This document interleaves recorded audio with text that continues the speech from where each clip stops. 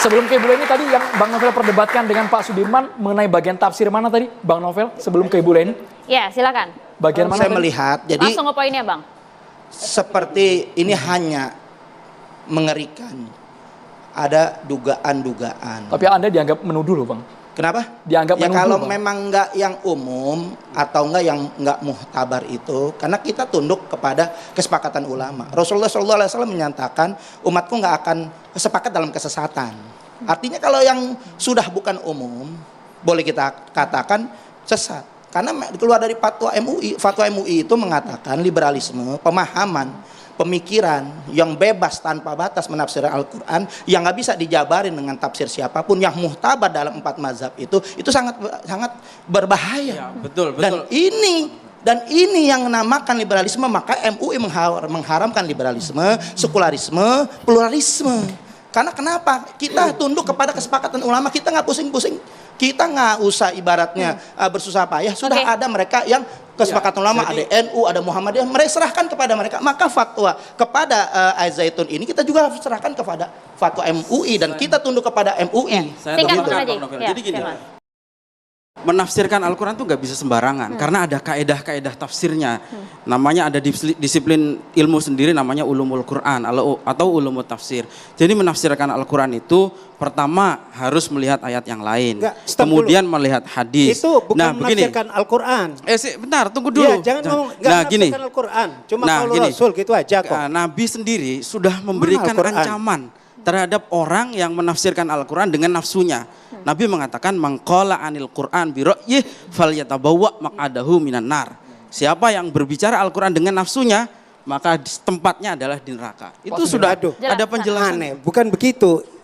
Bukan begitu gimana? Ini adalah hal yang menjadi pakam ulama-ulama tafsir. Cuma membicarakan qaulur Rasul. Begitu loh. Rasulullah ini kita bicara konteks yang lebih luas, bukan hanya soal kalamullah. Dalam hal-hal yang lain, Panji ini senang sekali nafsirkan Al-Quran dengan nafsunya. Contoh, misalnya, dia mengatakan bahwa wanita itu tidak harus dinikahi. Yang penting adalah digauli dengan baik. Katanya itu dari Al-Quran, karena di Al-Qurannya wa ashiruhunna bil ma'ruf. Padahal ayat ini berlaku untuk yang sudah ada suami istri. Ada nggak videonya itu? Banyak videonya. Coba banyak videonya. Sekarang jangan sampai menuduh-nuduh gitu. Kita bicara fokus saja. Kita buktikan di pengadilan masalah seperti ini. Jadi gini, ini kan persoalan ketika diperdebatkan. Nah, kemudian putusan terakhir itu ya di pemerintah. Iya. Karena nanti itu aja. Di dalam kaidah dikatakan hukmul hakim yarfaul khilaf. Apakah boleh misalnya Panji itu menafsirkan Al-Quran seenaknya? Nanti akan diputuskan oleh pemerintah. Tetapi tugas kita sebagai intelektual, kita ini kan punya tanggung jawab menyelamatkan umat. Ya, jangan sampai umat tidak itu pernah mendengar tersesatkan oleh pendapat-pendapat Panji Gumilang yang dipropagandakan saya tidak pernah melalui mendengar.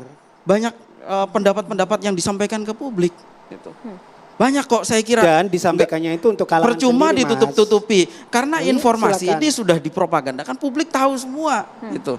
Seringkali yang diputar itu setengah-setengah gitu loh. Kabar Pak Brigjen Juhandini dari Bareskrim itu sudah mengatakan bahwa ketika dikonfirmasi video-video yang beredar di publik, Panji mengakui bahwa itu adalah perkataannya. Bisa dicek lagi perkataan Brigjen. Kalau begitu kita coba ingin dengar nih apa yang disampaikan oleh Bu Leni terlebih dahulu, Pak Dirman. Terima kasih. Sempat disampaikan dari atas mobil komando Anda sampaikan bahwa memang banyak doktrin-doktrin yang salah, bahkan kemudian ada pemerasan, ada penindasan di sana. Anak-anak Ibu merasakan hal itu? Bisa dijelaskan satu persatu mungkin Bu Leni, silakan. Baik, makasih ya Mbak Maria. Sebelumnya saya sampaikan di sini, saya membenarkan kalau dibilang nyeleneh. Kenapa? Untuk mengawalinya ya, saya bukan sebagai ex-wali santri saja. Saya sebagai orang dalam atau ex NII atau KW9. Ya. Tahun berapa Anda di sana, Bu? Jadi saya membantah apa yang disampaikan yang dikatakan sama Pak Sudirman Abbas ya. Dia menyangkal kan. Saya sebagai saksinya, saya sebagai korbannya. Anda bergabung di NII tahun berapa hingga tahun berapa? Saya masuk itu pada tahun 2000 awal, Januari ya, sampai 2021 awal. Wow. Jadi 21 tahun Pak Sudirman Abbas ya. Dan ini tidak boleh disangkal ya. Tidak boleh disangkal. Panji tidak pernah mengaku sebagai imam kepada saya ya jelas. Tapi saya melalui tahapan-tahapan ulil amri, saya mengetahui bahwa dialah yang mengaku imam NII. Begitu Pak. Yang Anda lihat, yang Anda alami, Jadi, Ibu Leni yang bisa saya diuraikan? alami gitu ya, sampai terakhir dalam program Jamas itu tidak mungkin dimasuki oleh orang luar. Program Jamas itu diikuti hanya oleh orang dalam. Karena melalui koordinator-koordinator ya. Dari koordinator-koordinator itu terdata, lalu juga dipanggil melalui undangan-undangan yang langsung datang dari pusat, dari fungsional. Ya, mau bagaimana lagi disanggahnya? Karena yang ikut dalam undangan Jamas itu semuanya orang dalam, Pak. Semuanya orang NII atau KW 9, ya. Sekarang kalau misalnya Panji mengatakan tahun 62 itu sudah berakhir, ya mungkin sekarang berdalih begitu. Karena dia di media berbicaranya gitu. Sekarang kalaupun misalnya dikatakan itu sudah selesai gitu ya, umat-umatnya masih menganggap dia sebagai imamnya. Terus kenapa ada sami'na wa ata'na di sana? Dan semuanya itu harus turut tunduk patuh sama dia. Hal yang remeh-temeh aja diurusin gitu. Ya, jadi coba bisa nggak dibantah? Yang ikut Jamas itu ada orang luar di situ. Sedangkan itu ada data dari koordinator-koordinator. Yang nyeleneh ada Saya tidak, Ibu dari koordinator Jakarta Selatan, ya. Saya dari Jakarta Selatan, dari Setiabudi, dari Karet Semanggi. Karet Semanggi ujung. Saya masih tahu, masih kenal, masih bisa saya sebutkan jajaran-jajarannya yang bersama saya. Sampai ke atas saya masih bisa. Ibu Leni, Silakan. coba dijelaskan Ya. sebelum ke Pak Sudirman, dijelaskan ada tidak yang nyeleneh perbuatan-perbuatan Jelas ada. bagian yang mana? Dari yang dulu saya mengalami memang ini orang ngeyel. Ya, dari mulai sholat itu sudah jadi rahasia umum. Tidak diwajibkan sholat karena kita ini masih masa Mekah. Ya, satu itu yang kami alami. Tapi saya sendiri memang sudah janggal dan saya tetap sholat ya. Waktu itu walaupun pada masa-masa itu sempat juga karena aktivitas itu sempat terbengkalai sholat saya ya.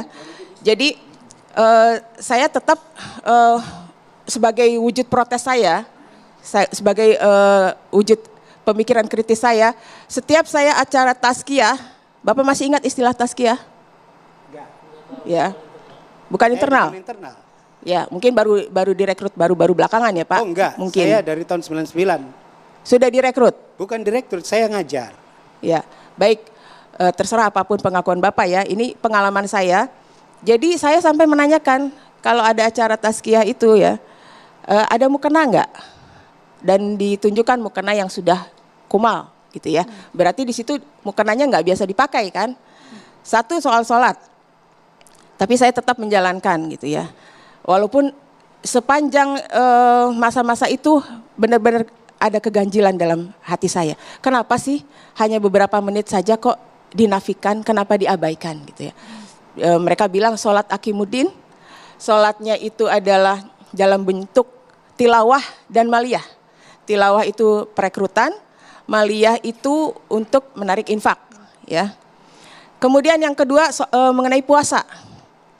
Puasa ini juga jam imsaknya sempat ada fase sampai pukul 6 pagi. Ya, sampai jam 6 pagi itu saya juga rancu di sini. Tapi selalu disampaikan ayat-ayat ketika saya bertanya kenapa sampai. Ini berlaku untuk semua santri yang ada di Al Zaitun? Bukan Atau hanya santri. NII saja? Ini berbicara tentang orang dalam, orang NII ya. Ya. Jadi saya bertanya juga, tapi selalu dikasih dalil-dalilnya, ayat-ayatnya, sampai terlihat benang putih di antara benang hitam, begitu ya? Ada ayatnya ya, Ustadz. Nah, seperti itu. Ya, tapi penafsirannya sampai jam 6 pagi di sana. Sempat ada fase itu, gitu ya. Tapi kalau soal puasa, sepengetahuan saya, pengalaman saya itu semua kami puasa. Oke. Gitu ya, sampai yang terakhir juga puasa itu Syawal tetap diwajibkan gitu ya. Oke, Nah, hal kemudian nyeleneh mengenai sholat dan juga puasa tadi Anda rasakan dan ini khusus untuk para jamaah NII. Tapi anak Anda, ada 2 orang anak Anda yang juga nyantri di Ponpes Al Zaitun. Apa pengakuan mereka? Ada hal aneh juga tidak yang diajarkan kepada anak Anda? Azan yang tidak pernah didengarkan di luar selama mereka hidup di luar gitu ya, tidak pernah mendengar lafal azan seperti itu. Dan di sana mereka sempat agak aneh juga gitu ya. Walaupun akhirnya anak yang pertama itu ya terbawa juga mungkin pernah Bilal atau siapa mungkin azan seperti itu gitu ya. Tapi memang yang nyeleneh-nyeleneh ini kenapa saya tidak bisa pungkiri, memang sudah dari dulu begitu gitu. Karena yang disebutkan sama Ustadz tadi, psikologisnya adalah NII. Azan yang seperti apa sih Bu? Azannya tuh ya tidak bernada seperti di luar gitu. Lurus gitu, datar gitu. Tambahin 20. Dan sangat keras gitu ya Jadi 20 dilafalkannya lagi. itu seperti ini ya, seperti mau marah gitu Oke, ya. Kemudian selain sholat juga, yang lain-lain itu masih ada beberapa. Anda bilang ada penindasan di dalam Ponpes Al Zaitun. Maksud Anda apa Ibu Zani? Penindasan karena kita ini untuk hal-hal yang dasar saja ya, kebutuhan dasar makan gitu ya. Di sana kok sulit sekali ya kami untuk bisa berkontribusi segi pemikiran gitu. Saya pernah mengusulkan untuk menghadirkan kantin kecil lah untuk di gedung pembelajaran gitu ya. Karena anak-anak dalam masa pertumbuhan itu kan banyak makannya ya. Jadi sempat saya menghimpun suara di kelasnya anak saya yang laki-laki waktu itu untuk mengambil kesepakatan agar kuat gitu. Usulan saya ini mengadakan kantin di gedung pembelajaran. Tapi itu mental. Tidak diterima padahal itu Kelaparan tidak ya sempat Artinya ya kesejahteraan yang lapar. digembor-gemborkan Panji itu bohong.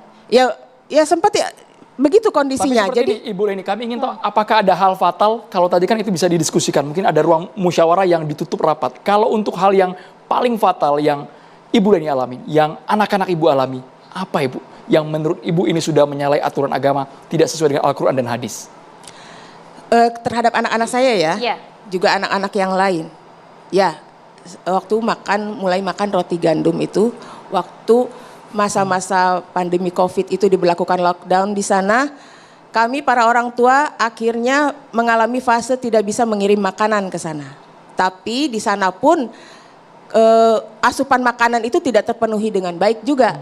Ya, anak-anak sering lapar, anak-anak menjadi susah untuk pergi ke kantin. Kalau ke kantin itu harus ada yang mewakili, izinnya setengah mati gitu ya. Padahal di kantin tersedia makanan banyak gitu. Tapi Dampaknya sangat sulit untuk bisa pergi ke kantin. Jadi Dampak pada keluar kesehatan dari anak-anak asrama itu sangat sulit izinnya. Harus ada perwakilan gitu. Sedangkan perwakilan aja tidak membawa makanan yang sebanyak dibutuhkan oleh anak-anak di asrama atau teman-temannya sekamar misalnya kayak gitu ya. Anda sempat memeriksakan kesehatan anak Anda pada saat itu? Sempat memeriksakan dan sempat dikatakan kurang gizi ya. Wow. Saya cek waktu Oleh dokter gizi? dokter dong, ya dokter ahli gizi. Saya ada saya bawa juga di sini. Sempat juga saya sebutkan di orasi itu kan keterlambatan menstruasi untuk Ya. anak yang kedua. Ibu Leni, Bisa sebentar. Kalau memang sambil ditunjukkan ke kamera Ibu, sambil ditunjukkan, minta tolong Maria. Mungkin kalau ada hal-hal yang dianggap tidak sepaham dengan hati nurani Ibu, sangat mengganjal dan apalagi sudah menyengsarakan putra-putri Ibu. Kenapa Ibu tidak langsung tarik anak-anak Ibu keluar dari Ponpes Al Zaitun? Tidak usah nyantri di sana Ibu. Itu kan baru terasa tuh benar-benar tidak bisa saya toleransi lagi sejak waktu Desember itu ya. Sejak mencuat kasus pelecehan gitu ya, dugaan pelecehan terhadap pegawainya. Yang saya sendiri memang tabayun langsung kepada suami korban dan juga kepada korban. Ya, sebenarnya ini di sana sangat melanggar gitu untuk kontak sama korban dan juga suaminya korban. Tapi karena saya merasakan keganjilan-keganjilan yang sudah berlangsung lama, saya langgar. Saya sengaja melanggar karena saya membutuhkan informasi dari kedua belah pihak, gitu ya. Kalau di sebelah sini begini informasinya, saya cross check lagi kepada korban dan juga kepada suami korban saat itu. Dan didapat banyak informasi dan juga bukti-bukti bahwa benar kalau dibilang ada pelecehan itu memang betul. Itu yang saya simpulkan dari bukti-bukti yang beredar. Ada bukti yang Anda terima ya? Ada, karena memang saya dipercayakan untuk memegang bukti itu. Pelakunya siapa Ibu? Almarhum Pak Ruki Al-Basri itu adalah suaminya korban, gitu ya. Jadi saya sempat tahu Pelaku pelecehannya? Pelakuan pelecehan seksualnya siapa yang Ya, Ibu maksud? TV One sudah pernah mendatanginya. Kita tidak menuding, kita tidak menuduh dia, tapi harus ada bukti juga Ibu. Apapun yang Ibu Leni katakan malam hari ini di Catatan Demokrasi. Sesaat lagi kita akan bahas lebih dalam karena ada peneliti Al Zaitun juga Pak Sukanto sudah bergabung bersama kita bagaimana pengaruh Al Zaitun terhadap lingkungan sekitar hanya di Catatan Demokrasi. Pemirsa, tetaplah bersama kami.